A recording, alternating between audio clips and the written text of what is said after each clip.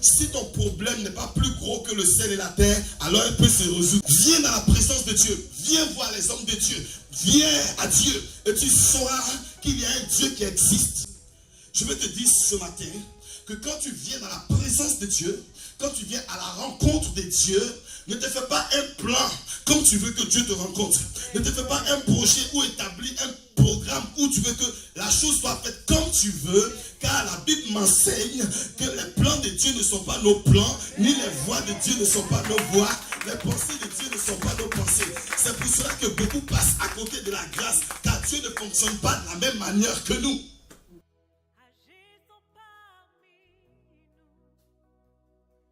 Le dernier dimanche avant de rentrer en 2018, nous avons vu l'année de la libération. Donc la Bible nous enseignait que si tu prends un esclave hébreu, il servira 6 années. Mais la 7e année, ils sont libres sans rien payer. Nous avons vu cela.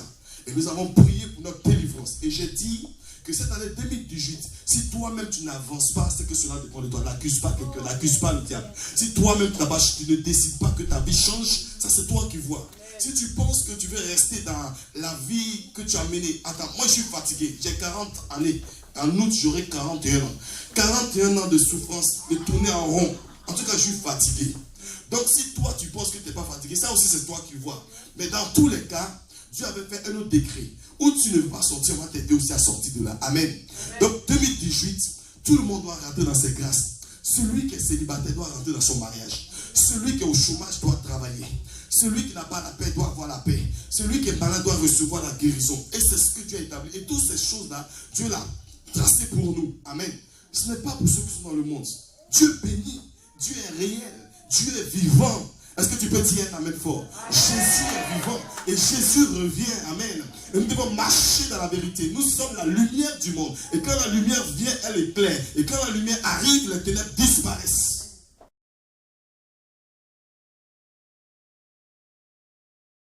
Amen. Et tu es le sel de la terre. Bien aimé, quand il n'y a pas le sel dans une nourriture, on ne peut pas manger.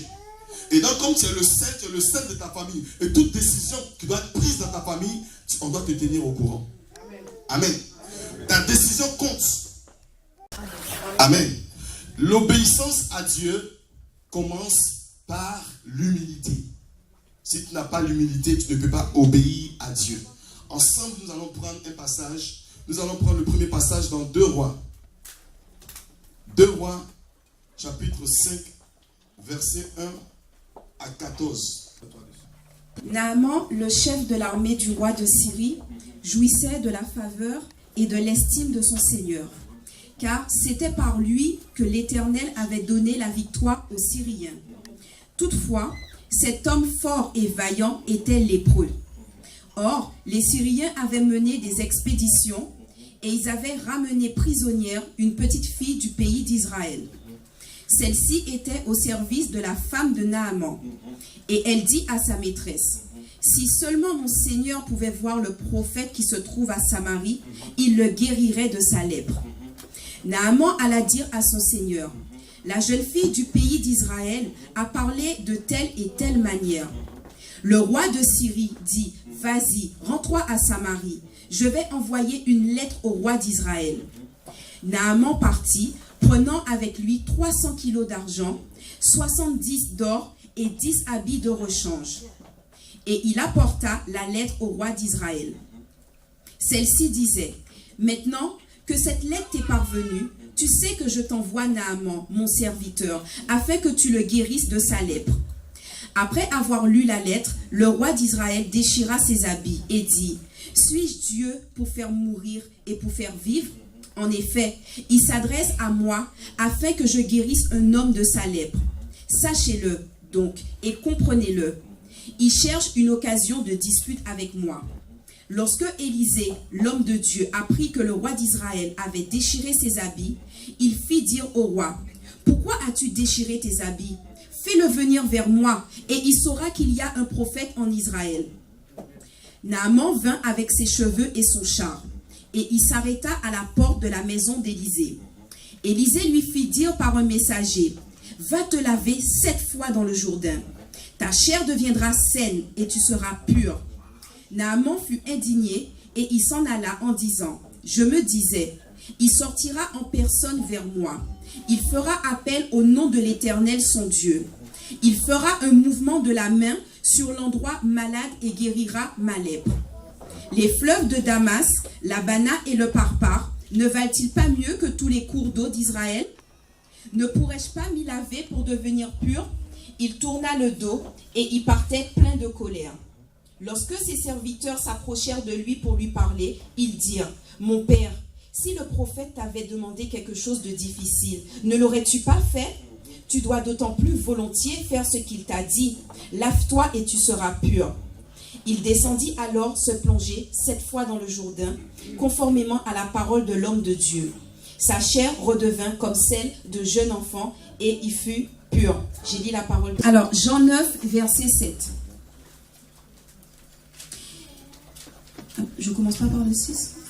Et lui dit. Puis il appliqua cette boue sur les yeux de l'aveugle et lui dit: Va te laver au bassin de Siloé, nom qui signifie envoyé. Il y alla donc, se lava et revint voyant clair. Amen.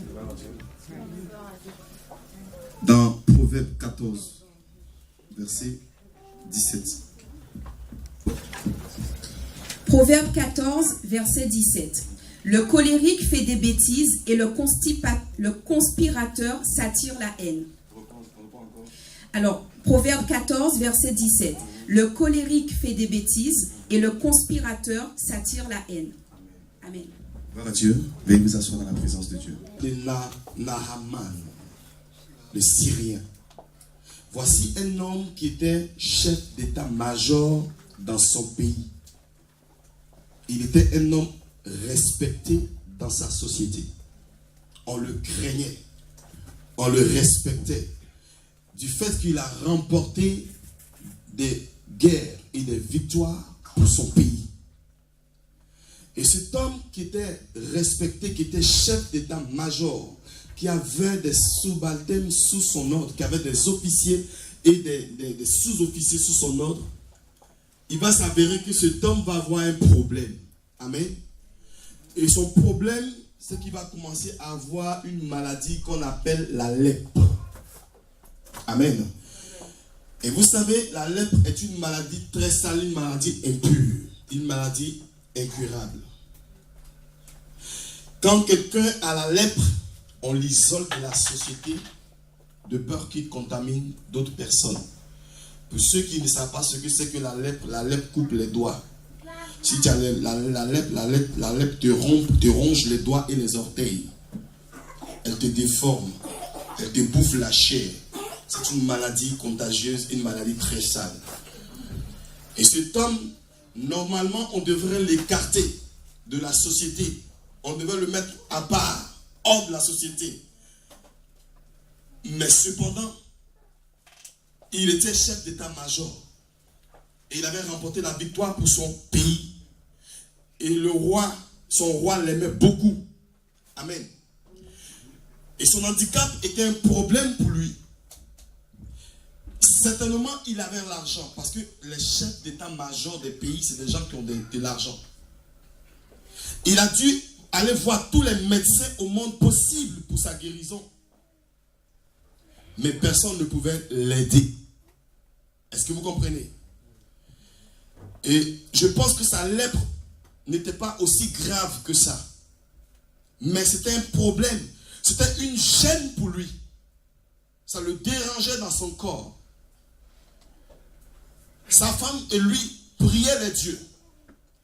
Et quand vous allez voir par la suite, vous allez voir qu'en Syrie, il adorait d'autres dieux. Parce que quand son roi allait pour prier son Dieu, il s'engenouait. C'est lui qui s'arrêtait et puis son roi s'appuyait sur lui pour se mettre à genoux pour adorer son faux Dieu. Et donc cet homme-là, il avait un Dieu. Il lui a prié son Dieu, mais son Dieu n'a pas pu l'aider. Il avait une religion, mais sa religion n'a pas pu l'aider. Et un jour, comme il aimait aller faire les guerres et conquérir, et quand il conquiert un pays, il prend des gens en esclavage. Il a pris une jeune fille en esclavage depuis Israël pour l'amener dans leur pays. Et cette petite-là sera une servante dans sa maison. Le rôle formidable que cette petite fille a joué chez Naaman. Quand Dieu est dans une maison ou dans une famille, c'est pour un but bien précis. C'est pour annoncer Jésus. C'est pour parler de Jésus. C'est pour évangéliser. Toi, tu connais ce que favorable se présente à toi. Ne te tais pas. Annonce Jésus. Annonce que Jésus peut le sauver. Annonce que Jésus est Seigneur. Et cette jeune fille, connaissant un prophète en Israël, va dire à sa, comment on appelle, à sa patronne. Et sa patronne va en parler à son mari. Et son mari va dire, ah bon, pourquoi pas ne pas essayer? J'ai essayé les médecins de mon pays. Ils n'ont pas pu me guérir. J'ai essayé tous les grands féticheurs du pays. Ils n'ont pas pu me guérir. Et quand même j'allais prier avec le roi, j'ai prié aussi notre Dieu. Mais il n'a pas pu me guérir. Et si cette petite me dit qu'il est un prophète en Israël, alors je vais aller le voir, afin qu'il puisse me guérir. Mais pour qu'il puisse y aller, il fallait que son chef lui donne un mandat, lui donne une lettre pour qu'il puisse y aller. Alors il s'est levé avec son arme, il a pris quand même quelques gars avec lui. Et il a pris de l'argent, la Bible nous dit qu'il a pris de l'argent, il a pris de l'or. Et il partait pour, comment on appelle, voir l'homme de Dieu. Mais avant cela, il est passé d'abord par le roi d'Israël pour pouvoir arriver chez le prophète. Quand le roi d'Israël a vu la lettre, il est rentré en panique. Bien aimé, quand tu ne marches pas avec le Seigneur, quand une nouvelle arrive, tu trembles. Alors il a commencé à dire, mais ça là, c'est pour chercher encore des problèmes. Depuis quand moi, être humain, je peux guérir la lèpre. Il a eu raison, parce que ça ne dépend pas d'un homme. Ton miracle ne dépend pas d'un homme, ça dépend de Dieu. Mais tu n'as pas besoin de paniquer. Et ça va tomber dans l'oreille du prophète. L'homme de Dieu savait déjà qu'il y a quelque chose qui devait venir vers lui. Alors il va dire au roi, mais pourquoi tu déchires? C'est un petit problème. Touche quelqu'un à côté de toi, puis tu dis ton problème. C'est un petit problème, mon Dieu. C'est comme ça que tu lui dis. Touche bien ton voisin et dis-lui, le problème que tu vis actuellement là, c'est un petit problème, mon Dieu. Je te parle à la place d'Élisée. Élisée a confiance en son Dieu. Élisée sait que le Dieu de l'impossibilité vit encore et qu'il existe. Donc ton problème que tu vis ce matin est un petit problème. Vous savez, je voyageais et puis Dieu me dit, est-ce que tu peux me donner la superficie du ciel? Quand j'étais dans l'avion, j'ai dit non Seigneur, je ne peux pas donner la superficie du ciel. Il dit, mais pourtant mes œuvres sont évidentes. Le monde donne ma gloire à des big bangs, à des choses bizarres. Si ton problème n'est pas plus gros que le ciel et la terre, alors il peut se résoudre. Est-ce que tu peux acclamer le Seigneur Jésus-Christ de Nazareth? Bien aimé, aucun problème n'est plus gros que le ciel et la terre. Et quel que soit ton problème, il y a toujours une solution. Quel que soit un problème, il y a une solution. Il faut un problème pour qu'il y ait une solution. Donc Élisée lui dit, laisse-le venir vers moi, il saura. Dans son pays, il a prié de Dieu. Il a consulté des Baals. Il a consulté des marabouts. Il a consulté une religion. Mais laisse-le venir, car en Israël, il y a un Dieu. Il saura qu'il y a un Dieu. Il saura. Viens dans la présence de Dieu. Viens voir les hommes de Dieu. Viens à Dieu. Et tu sauras qu'il y a un Dieu qui existe. Alors, on le laisse venir. Il vient avec ses chars et ses chevaux. Et espérant, comme partout où il va, on lui ouvre les portes. Quand il est arrivé chez le roi l'a accueilli. Et vous savez, les hommes intellectuels de ce pays, de ce monde, les gens qui sont trop dans les raisonnements philosophiques, quand ils viennent, on leur donne des places comme ça, s'asseoir, ils se disent, mais pourquoi je m'assois ici? Pourquoi j'ai comme ça? Regarde les gens, ils sont bizarres. Regarde les têtes, ils sont tous des noirs, des blacks. Mon ami, viens à la rencontre de Dieu. Et il arrive. Il pensait qu'on allait l'acclamer, qu'on allait ouvrir les portes, que l'homme de Dieu allait se déplacer pour aller le voir. Mais l'homme de Dieu n'avait pas envie de voir la maladie. Il savait que juste une parole que l'homme avait besoin pour sa délivrance. Ce matin, tu as besoin de juste une parole qui va ouvrir, qui va déclencher quelque chose dans ta vie pour la restauration de ton âme. Bien aimé, c'est pas tout qu'il faut imposer les mains. C'est pas tout qu'il faut toucher. C'est pas tout qu'il faut parler beaucoup. Il suffit d'une déclaration. Et quand elle est lâchée, Elle ne retourne point à elle sans avoir accompli son effet. Amen. Alors l'homme de Dieu ne va pas, mais il envoie. Imaginez-vous, le président Macron arrive ici. Il dit, je vais voir ce pasteur Saint-Jean-Oulé. Puis j'envoie Hélène. Va lui dire, il n'a qu'à aller, ça sera bon. Et puis il dit, ah bon? Moi, le président français, j'arrive pour le voir. Et puis c'est un petit comme ça, il m'envoie pour venir me voir. Donc, quand ils sont partis le voir, pour lui expliquer que le prophète dit, il faut aller te laver dans les eaux, dans le Jourdain. Il était frustré. Il était découragé. Et en plus de cela, il a commencé à se mettre en colère. Vous savez, les gens qui ont l'habitude de donner les ordres là, c'est pas facile quand, pour une fois aussi, on les commande. Hein? Amen. Donc on dit, vas-y. Mais il est là et puis il est fâché. Et il se retourne. Regardez sa plainte. Je pensais que l'homme de Dieu allait venir. Et qu'il allait invoquer son Dieu. Au nom de son Dieu pour que son Dieu intervienne. Et qu'il puisse mettre sa main à la place où je suis malade. Pour qu'il me guérisse. Ça, c'était son plan conçu dans sa tête. Je veux te dire ce matin que quand tu viens dans la présence de Dieu, quand tu viens à la rencontre de Dieu, ne te fais pas un plan comme tu veux que Dieu te rencontre. Ne te fais pas un projet ou établir un programme où tu veux que la chose soit faite comme tu veux, car la Bible m'enseigne que les plans de Dieu ne sont pas nos plans, ni les voies de Dieu ne sont pas nos voies, les pensées de Dieu ne sont pas nos pensées. C'est pour cela que beaucoup passent à côté de la grâce, car Dieu ne fonctionne pas de la même manière que nous. Tant que tu viendras avec tes préjugés, plans, avec la manière dont tu veux que les choses soient, tu vas sortir aussi comme tu es venu. C'est pour cela que je te dis que l'humilité précède l'obéissance. Beaucoup d'enfants de Dieu, même des hommes de Dieu, quand ils arrivent quelque part, veulent qu'on leur donne la gloire, qu'on leur donne les honneurs. Jésus n'a pas cherché honneur de qui que ce soit. Avec humilité, il est venu. Mais avec humilité, il a été glorifié. Amen. Tout le monde vient par la maternité. Mais Jésus a choisi, comment on appelle, naître dans la forêt, au milieu des bergers. Dieu a des plans bizarres. Dieu a des méthodes bizarres. À nous de nous conformer aux méthodes de Dieu, qui n'ont rien à voir avec nous, nos méthodes. Il s'est fâché carrément. Et il a commencé à se plaindre. Les eaux de mon pays. Il cite les eaux. Il y a un mec qui s'appelle Papa. C'est l'eau de son village. Et l'eau de son village est plus propre que l'eau d'Israël. Alors il se dit, mais il n'y a pas dans mon pays des eaux meilleures. Mon ami, il y avait des eaux meilleures. Mais pourtant, tu n'étais pas guéri.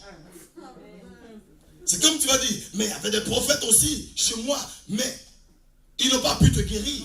Puissant. La Ladji n'a pas pu te guérir.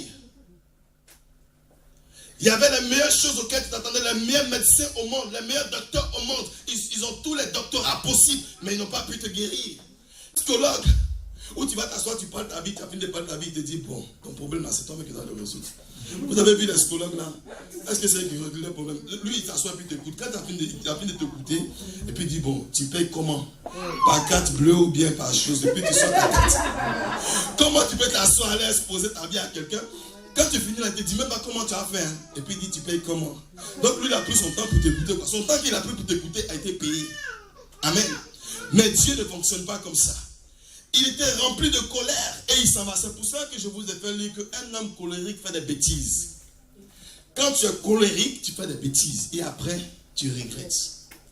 Tu t'es déplacé pour venir. On ne t'a pas demandé de l'argent. On ne t'a pas demandé de l'or. On ne t'a pas demandé de tuer mouton. On ne t'a pas demandé, viens à minuit, tu vas te laver auprès de la mer avec de l'eau. Ou on te laisser comme ça, puis tu es là comme ça. On ne t'a pas demandé de tuer poulet pour mettre son sang sur toi, puis tu es là comme ça. Je t'adore, comme les gens font, on va faire les adorations bizarres au bord de mer. Mais tout ça, il ne t'a pas demandé cela. Il dit, va te laver seulement. Va te laver seulement. Touche quelqu'un, tu lui dis, va te laver seulement. Obéis, va faire. Le reste là, ce sont les détails. Si c'est propre, c'est pas propre, c'est bien, c'est pas bien, c'est dans la Bible, c'est pas dans la Bible, va faire seulement et tu verras. Amen. Et il obéit. En fait, donc il partait énervé. Et puis ses disciples, comment on appelle, ses soldats viennent et puis un qui lui dit au maître, écoute-nous, Mais ce qu'on t'a demandé, c'est pas compliqué. On dit va te laver, ça fait quoi? Ça enlève quoi sur toi? Toi, tu es malade. Ta maladie là, c'est une maladie sale. Nous-mêmes, on ne veut pas s'approcher de toi, mais comme tu es notre chef, on est obligé d'être avec toi. Donc, tu t'es dépassé quand ici, là, tu es arrivé là. On dit il faut faire ça, tu as guéri. Dans ça encore là, tu ne peux pas t'incliner. Toi, tu as lavé. Ça, c'est moi qui rajoute. Toi, tu as nagé là, puis tu es en partie. On est venu pour ça. Puis il se regarde comme ça, il cherche un endroit où l'eau là est propre. Mon ami, l'eau là ne sera pas propre. C'est sale, ça coule partout. Tu as nagé dedans. Dieu veut que c'est par la saleté là. En rentrant dans la saleté, tu vas sortir pour être pur. Dieu veut par cette méthode. Et tu es obligé de te soumettre aux méthodes de Dieu pour que ça marche. Et il plonge une fois, il regarde sa peau, il dit, mais c'est toujours là. Il dit cette fois non. 2 fois encore, il plonge. Le soldat dit, chef, tu n'as pas bien plongé, il faut plonger bien. Il faut que tu te mouilles bien. Et depuis là, quand il a plongé, son caleçon n'était pas mouillé. Ça, c'est moi qui dis. Il dit, plonge encore. Il va et puis il joue les malins. Ne me regardez pas, hein. Cachez vos yeux. On dit, on s'en fout. Déshabille-toi, plonge encore. Il plonge. À la 7e fois, il sort et puis il regarde son corps, c'est devenu comme un enfant. Il dit, chut. Acclame le Seigneur Jésus-Christ de Nazareth. À faire là, c'était aussi facile comme ça. Et puis depuis là, je me suis en train de me fatiguer de faire des discours. À faire de Dieu là, mes amis. Dieu ne nous mène pas la vie dure. Ceux qui pensent que Dieu nous mène la vie dure, Dieu ne nous mène pas la vie dure. Est-ce qu'on lui a dit de tuer quoi? Est-ce qu'on lui a dit de faire offrande? Non. Il suffisait d'obéir seulement. Et cette année, Dieu veut que tu puisses être un enfant obéissant. Dieu veut que tu puisses être un fils. Là où la main de l'homme est limitée, c'est là que Dieu intervient. Il n'est pas dans des discours bizarres, il n'est pas dans des discours persuasifs, mais Dieu te déclare une parole. À toi de marcher sur la parole de Dieu. Ce qu'il a dit ne te détourne ni à gauche ni à droite, même si ça paraît bizarre. Obéis, plonge.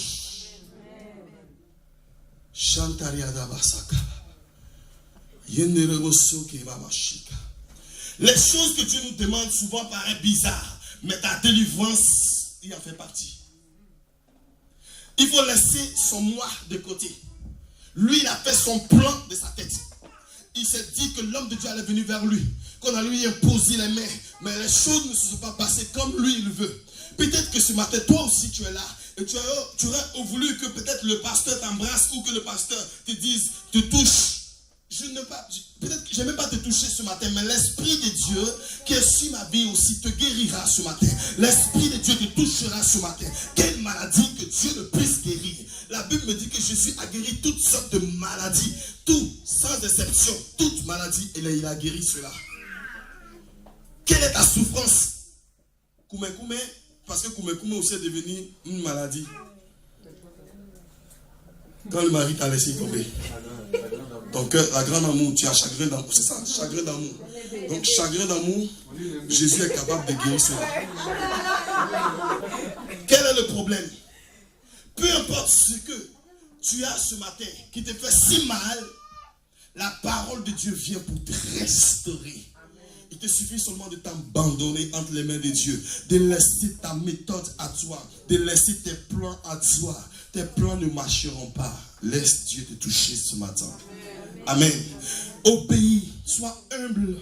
Laisse-toi conduire par Dieu. Laisse-toi envahir par la présence de Dieu. Laisse-toi immoler par Dieu. Laisse-toi modeler par Dieu. Laisse-toi remplir par la puissance de Dieu qui va bouleverser toutes choses dans ta vie. Je crois que ce Dieu est capable de le faire encore. Il a fait hier, je crois qu'il est encore capable de le faire encore aujourd'hui. S'il a guéri Naaman, ce n'est pas toi qui ne peux pas le faire. Amen. On va se lever.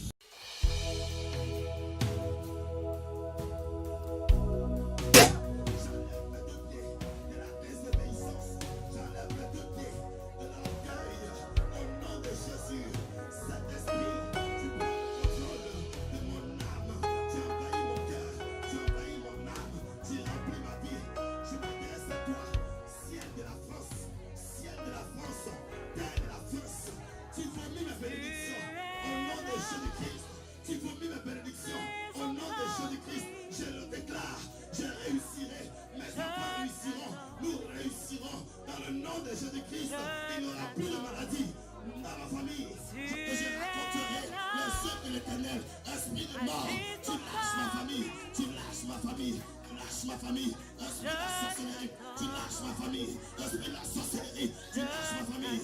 Esprit de la sorcellerie, tu lâches ma famille. Tu lâches ma famille. Sorcière, sorcier, sorcier, tu lâches ma famille. Tu lâches ma vie. Tu lâches mon âme. Tu lâches ma destinée. Tu lâches mes grâces. Tu lâches mon étoile. Tout ce qui était programmé. Tu es là. Lève justement. Agissons parmi Tu vas encore répéter. Tout ce qui a été proclamé. Je t'attends. Tout écrit spirituel dans le monde spirituel, toutes les réunions qui ont été décidées dans le monde spirituel concernant me tuer aujourd'hui, par le nom de Jésus-Christ, par le Dieu d'Israël, j'annule cela, j'annule cela, j'annule cela, j'annule la mort dans ma vie.